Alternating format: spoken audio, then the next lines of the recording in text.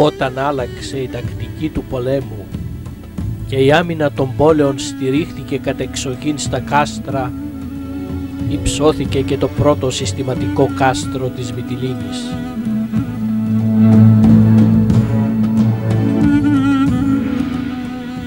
Η αρχή αυτή θα πρέπει να έγινε στα χρόνια του αυτοκράτορα του Βυζαντίου Ιουστινιανού, τον 6ο π.Χ. αιώνα. Στους αιώνες που ακολούθησαν, το κάστρο έμελε να είναι η καρδιά της πόλης. Όσο άντεχε στις υπηδρομές και τις πολιορκίες, η πόλη ζούσε.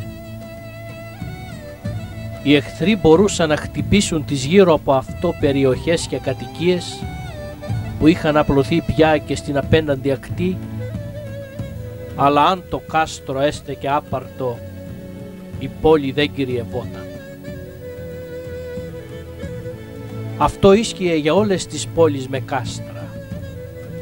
Ιδιαίτερα όμως αυτό ίσχυε για την πόλη της Μυτιλήνης, που με ένα τόσο μεγάλο κάστρο που είχε, μπορούσε να εφοδιαστεί πολύ καλά και άφθονα, ώστε να διατρέφει για πολύ καιρό τους κατοίκους της.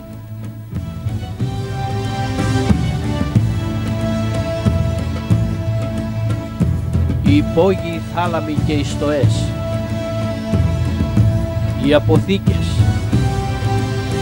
τα πηγάδια και οι υδατοδεξαμενοί, τα γερά και τα αλλεπάλληλα τείχη πρόσφεραν ασφάλεια σε ένα μεγάλο πλήθος ανθρώπων και για πολύ καιρό.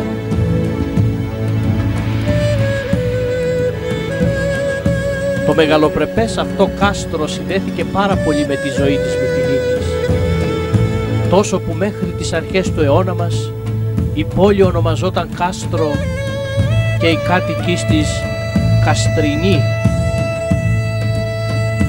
Το κάστρο της Μυτιλήνης είχε κάτω από τα τείχη του και μέχρι τις ακρογιαλιές γύρω του αναπεπταμένο πεδίο, ώστε να ελέγχεται κάθε κίνηση, αλλά και κάθε εχθρός που θα επιχειρούσε ευθυδιασμό να γινόταν αντιληπτός. Το κάστρο με τη μορφή που σώζεται σήμερα είναι έργο των γενουατών ηγεμόνων της Λέσβου Γατελούζων. Αρχικά χτίστηκε το 1373, επιγραφή στα λατωνικά πάνω από τη μεσαία πύλη, όπου οι Τούρκοι την ονόμαζαν Ορτάκα, που γράφει: το 1373, ημέρα 1η Απριλίου, ο μεγαλοπρεπής και ισχυρός κύριος Δούξ Φραγκίσκος Γατελούζος, αυθέντης του νησιού Μυτιλήνης, διέταξε να γίνει αυτό το οικοδόμημα. Στην ίδια επιγραφή συνυπάρχει και το μονόγραμμα των παλαιολόγων. Ο Φραγκίσκος Γατελούζος είναι ο πρώτος γενουάτης ηγεμόνας του νησιού.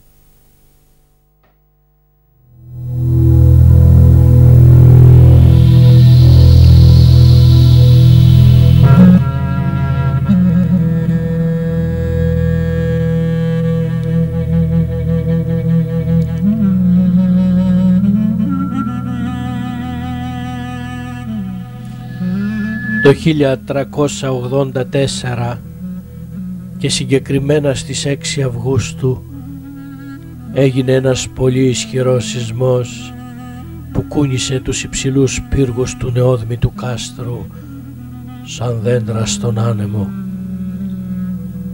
Το μεγαλύτερο μέρος του πύργου γκρέμισε και έθαψε κάτω από τα ερείπια του τον ηγεμόνα και την οικογένειά του, εκτός από το μικρό του γιο Ιάκωβο, που από το δωμάτιό του πετάχτηκε μαζί με το κρεβάτι έξω από το καταραίον κάστρο στην περιοχή των Ανεμομήλων.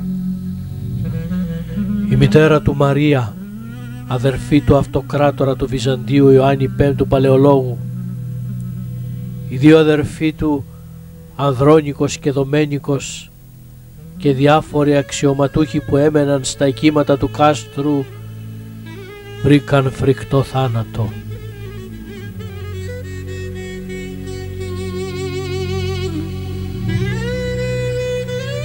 Μέχρι το 1403 το κάστρο δεν είχε αποκατασταθεί στην πριν από το σεισμό κατάστασή του. Ο περιηγητής Κλαβίγιο που το είδε μας λέγει πως υπήρχαν ακόμη γκρεμισμένοι πύργοι. Αργότερα χτίστηκε σε όλη του την έκταση και μάλιστα άρχισε να εφαρμόζεται η αμυντική του δύναμη στα νέα δεδομένα της πολιορκητικής τέχνης που δημιουργούσε η χρήση της πυρίτιδας. Οι δύο τελευταίοι γατελούζοι, Δομένικος και αδελφός του Νικόλαος, που έβλεπαν πολύ κοντά την τουρκική απειλή, ενίσχυσαν ακόμα περισσότερο το κάστρο. Ο Δομένικος έφερε τα πρώτα κανόνια, έφερε και γενουάτες τεχνίτες για να επιδιορθώσουν τα τείχη, αλλά και για να τα εφοδιάσουν με πυρίτιδα. Πλήρωσε γι' αυτό 625 λίβρα. Ο Νικόλαος έκανε τα τελευταία αμυντικά έργα το 1460, όταν ο Μωάμεθ, που τελικά κατέλαβε τη Μυτιλήνη, ήταν αποσχολημένος σε πολέμους στα Βαλκάνια. Ήψωσε προμαχώνες, ενισχυτικά τείχη, έκανε πολεμίστρες, άνοιξε τάφους και ψηλά στους πύργους έφτιαξε παρατηρητήρια εξώστες, τα υποστηλώματα των οποίων υπάρχουν ακόμα. Η Μυτιλήνη το 1462 είναι καλά οχυρωμένη και καλά εφοδιασμένη. Έχει πληθυσμό 20.000 κατοίκων. Για άμυνα είχε 5.000 εμπειρούς πολεμιστές. Το βόρειο λιμάνι του Αγίου Γεωργίου, όπως ονομαζόταν τότε η επάνω σκάλα, με το αρχαίο λιμανοβραχίωνα που σώζεται μέχρι σήμερα, στηριζόταν στην αμυντική δύναμη του Λοράντα που βρισκόταν στην άκρη και στην είσοδο του λιμανιού. Το νότιο λιμάνι στηριζόταν στο λεγόμενο Καστρέλι. Η πόλη είχε και άλλους αμυντικούς πύργους και ιδίως το χειρό Μελανούδι που ήταν στα βορειοδυτικά του κάστρου.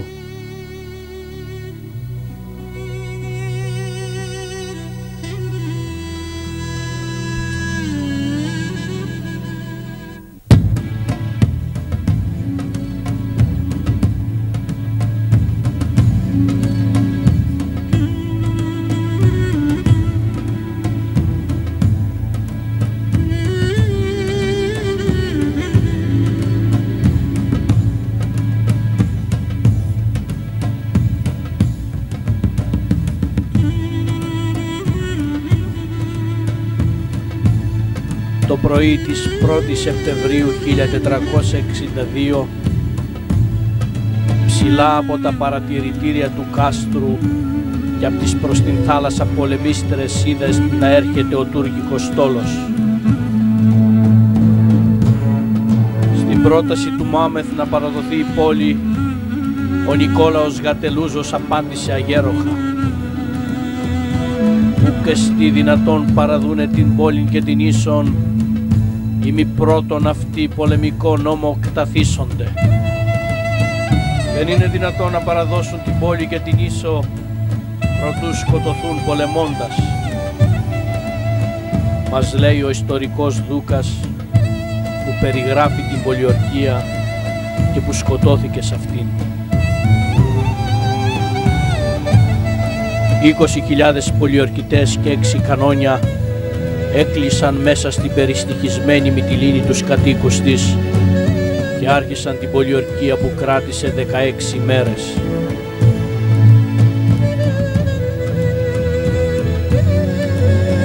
Ο ίδιος ο Μωάμεθ ο Πορθητής περιήλθε τα τείχη Έφυπος, ανίχνευσε τα ασθενή σημεία, έδωσε οδηγίες για την πολιορκία, ανάθεσε στο βεζίρι του Μαχμούτ να αλώσει την πόλη και έφυγε την απέναντι μικρασιατική ακτή για να επιστρέψει μετά την άλωση.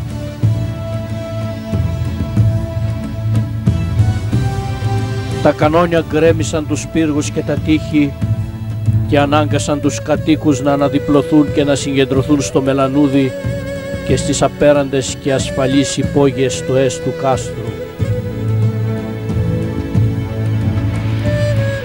Το μεγάλο τουρκικό κανόνι τοποθετημένο στον Άγιο Νικόλαο διατρυπά με τις βολές του στον μέσα στη θάλασσα πύργο Λοράντα και αναγκάζει τους 8 υπερασπιστές του να τον εγκαταλείψουν.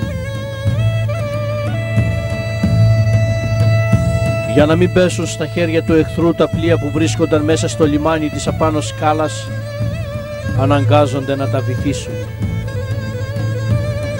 Οι Τούρκοι, αφού κυριεύσουν τον πύργο Λοράντα, χτυπούν τώρα στο Μελανούδι. Οι βολές τους είναι ψιλοκρεμαστές για να καταστρέφουν τα σπίτια και να προκαλούν ανθρώπινα θύματα. Η μεγάλη επίθεση στο Μελανούδι αναγκάζει το φρούραρχό του Λουκίνο Γατελούζο, ξάδερφο του ηγεμόνα, και τους υπερασπιστές του να τον εγκαταλείψουν και να κλειστούν και αυτοί στο κύριο κάστρο. Οι Τούρκοι, αφού κάνουν καθαριστικές επιχειρήσεις μέσα στο Μελανούδι, τελικά το καταστρέφουν. Μετά από αυτό το κάστρο δεν μπορεί να αντισταθεί. Ο ηγεμόνας του, Νικόλαος Γατελούζος, το παραδίδει στους Τούρκους.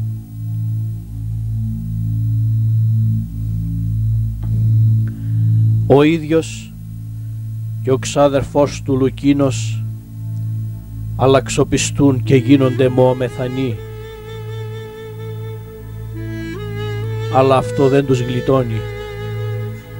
Με κάποια αφορμή ο Μωάμεθ διατάζει να τους σκοτώσουν. Τους πνίγουν με χορδί τόξου.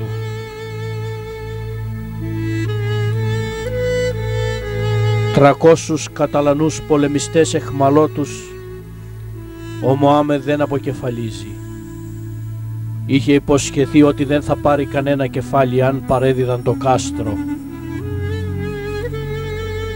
Τους σχίζει όμως από τα σκέλη και τους αφήνει να πεθάνουν βασανιστικά.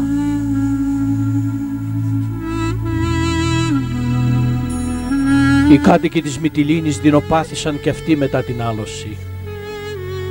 Το 1/3 τους διενεμήθηκε στους νικητές Τούρκους που τους πούλησαν σαν δούλους.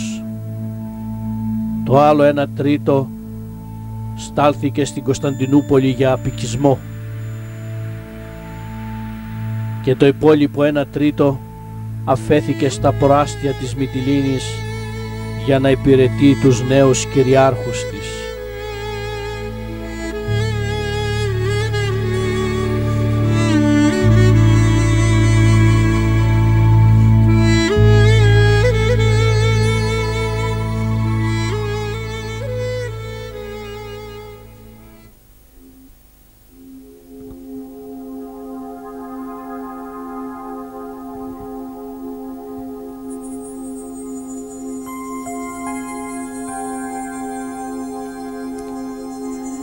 Οι Τούρκοι, αφού πια έκαναν δικό τους το κάστρο, το ενίσχυσαν και ιδίως στις πιο ευπρόσλητες περιοχές του, που ήταν η νοτιοδυτική και η νοτιοανατολική, όπου πρόσθεσαν άλλο ένα τείχος και προμαχώνα.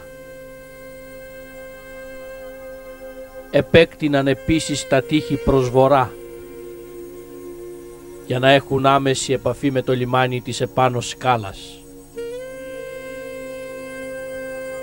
Έτσι δημιούργησαν το κάτω κάστρο, που ονόμασαν Σαλπιτζά.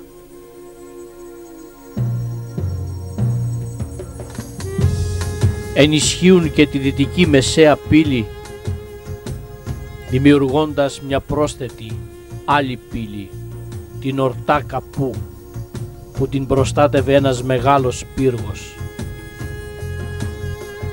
Ο Μωάμεθ χτίζει μέσα στο κάστρο το κουλέ τζαμί και ο βεζίρης του 1/2 του Μαχμούτ Πασά, που ως φαίνεται ήταν βυζαντινός ναός που μετατράπηκε σε τζαμί. Μέσα στο κάστρο χτίζονται κι άλλες κατοικίες Τούρκων. καταστρέφοντας τα αρχαία ελληνικά και βυζαντινά οικοδομήματα. Επέκταση του κάστρου γίνεται και επί βασιλείας του Βογιατζίτ του Β, 1481 έως 1512, γιου του Μωάμεθ του Β. Αυτές οι επιδιορθώσεις και προσθήκες βοήθησαν πολύ. 2 χρόνια μετά την άλωση, τον Απρίλιο του 1464, ο ενετός Ορσάτο Ιουστινιάνη, που επιχείρησε να πάρει την πόλη της Μυτιλήνης πολιορκώντας την για 1,5 μήνα, απέτυχε. Την ίδια τύχη και η απόπερα του Γάλλου ναυάρχου Κλέβη, που μαζί με τον ενετό Πεζάρο και τον μέγα μάγιστρο Πέτρο τον Μπουσόν το 1501 που πουλιόρκησαν τη Μυτιλήνη για 20 μέρες. Το 1544 ο παπικός στόλος υπό τον άβαρχο Ταλαμόνιο απέτυχε σε άλλη απόπειρα. Το κάστρο της Μυτιλήνης, παρά τις αδυναμίες που είχε, δεν ξανακυριεύτηκε από άλλον.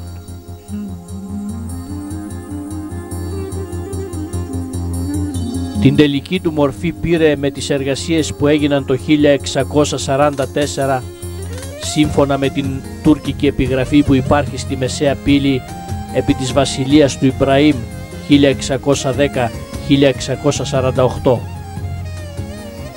Έτσι το κάστρο απέκτησε ένα νέο περιτύχισμα, νέα τάφρο και νέα κανονοστάσια.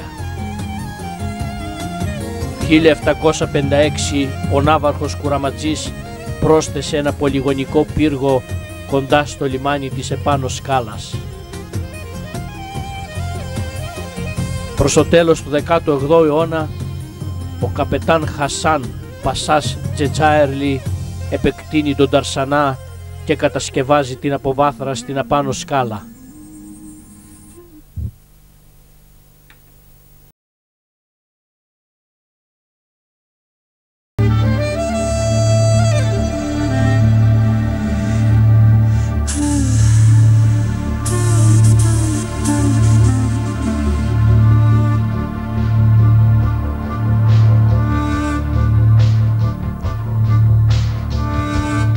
Λίγο πριν από τον Χασάν Πασά το 1771 επιχειρήθηκε από το ρώσικο στόλο υπό τον Ορλό να κυριευτεί το κάστρο της Μυτιλήνης άλλη μια φορά. Οι Ρώσοι αποβιβάζονται σε 2 μέρη της. Κλείνουν τους Τούρκους στο κάστρο και τους πολιορκούν για 5 μέρες. Καίνε πλοία στον Ταρσανά, κυριεύουν το καστρέλι, καταστρέφουν τα κανόνια του και διαρπάζουν την πόλη της Μυτιλήνης.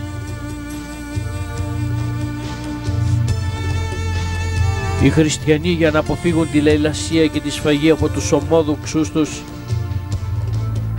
ζωγράφισαν ένα σταυρό πάνω στην οξόπορτά τους.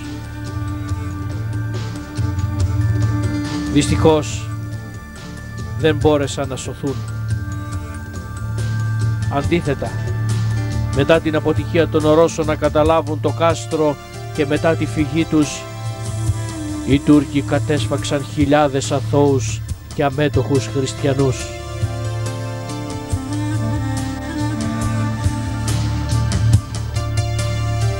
Τον 19ο αιώνα το κάστρο πάβει να παρέχει ασφάλεια και να εμπνέει εμπιστοσύνη, γράφει το 1855 ο Γάλλος Μπουτάν.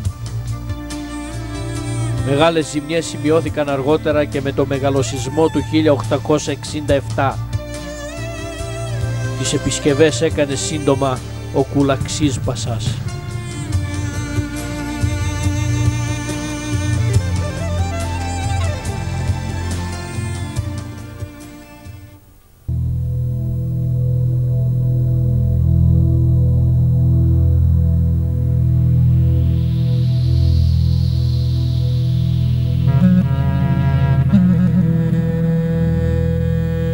Το κάστρο της Μυτιλήνης παρά τις καταστροφές που του έχουν προξενήσει οι άνθρωποι και ο χρόνος, είναι από τα αρτιότερα του Αιγαίου.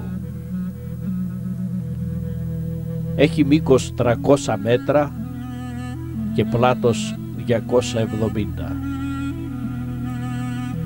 Μπορούμε να το χωρίσουμε σε 3 μέρη. Το άνω κάστρο, το μεσαίο κάστρο και το κάτω κάστρο. Το άνω κάστρο έχει είσοδο από τα νότια και σήμερα από εκεί γίνεται η είσοδος των επισκεπτών του. Στο άνω κάστρο βρίσκεται ο πύργος της Βασίλισσας.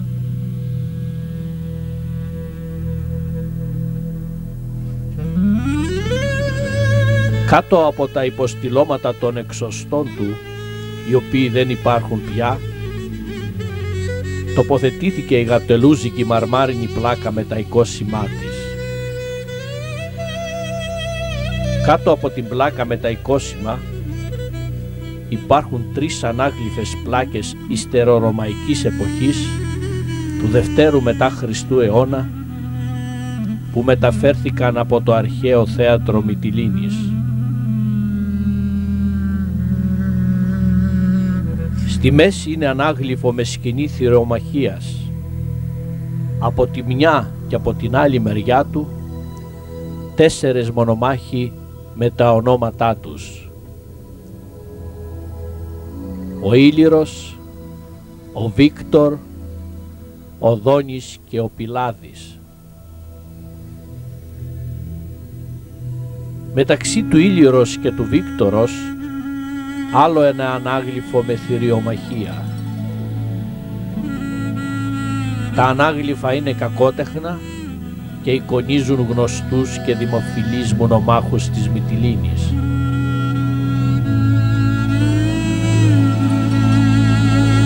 Πίσω από τον πύργο της Βασίλισσας είναι ο μεγάλος περίβολος, που ήταν το ισχυρότερο μέρος του κάστρου και η έσχατη άμυνά του. Εκεί ήταν το παλάτι των Γατελούζων. Στον πύργο αυτό διαδραματίστηκε το 1458 η τραγική δολοφονία του Δομένικου Γατελούζου από τον αδερφό του Νικόλαο για να του πάρει την εξουσία. Ο Δεμένικος εξακολουθούσε να ζει με τη χιώτισσα γυναίκα του Μαρία Λόγκου Ιουστινιάνη, παρότι αυτή είχε προσβληθεί από λέπρα. Τη νύχτα της δολοφονίας η Μαρία αγκάλιασε το Δομένικο για να εμποδίσει τους δολοφόνους να τον πλήξουν. Αυτοί όμως κατέκοψαν τα χέρια της, τον απέσπασαν από τον εναγκαλιασμό της και τον σκότωσαν.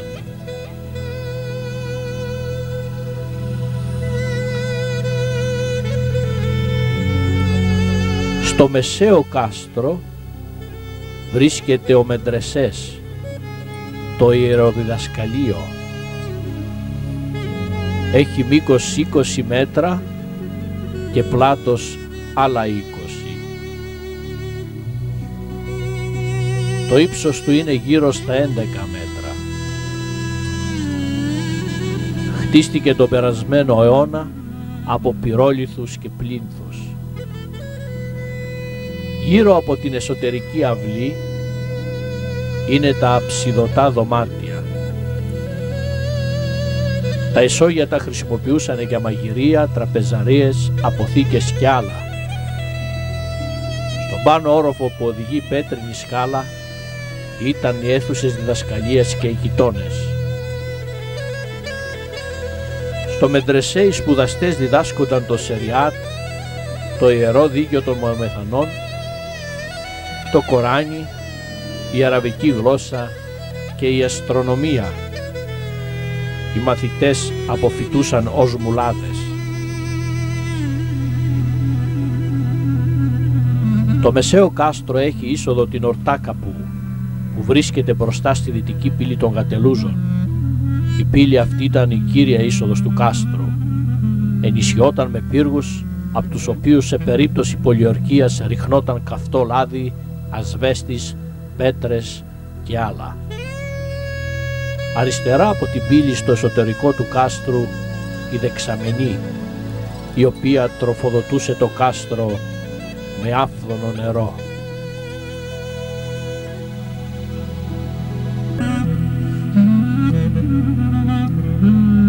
Το κάτω κάστρο είναι, όπως είπαμε, προσθήκη της τουρκοκρατίας. Το κάστρο, ύστερα από την καταστροφή του Μελανουδίου, χρειάστηκε να συνδεθεί άμεσα με το λιμάνι και με τον πύργο Λοράντα. Αργότερα, η εξέλιξη της πολεμικής τέχνης με τα πυροβόλα όπλα επέβαλε την προσαρμογή της οχυρωματικής αυτά. Έτσι, δίπλα στον παλιάς τεχνοτροπίας τετράγωνο πύργο κατασκευάστηκε και στρογγυλός για την αποστράκηση των βλημάτων. Στις επάλξεις έγιναν φωλιές κανονιών και τουφεκίστρες.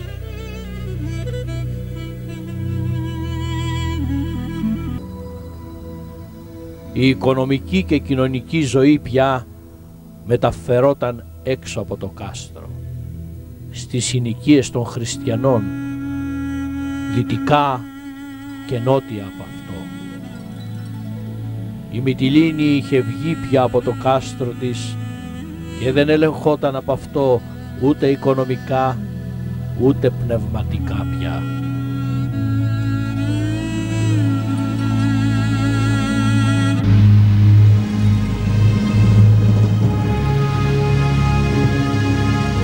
Η ολοκλήρωση της ελευθερίας της Μυτιλήνης έγινε με την εθνική απελευθέρωση στις 8 Νοεμβρίου 1912.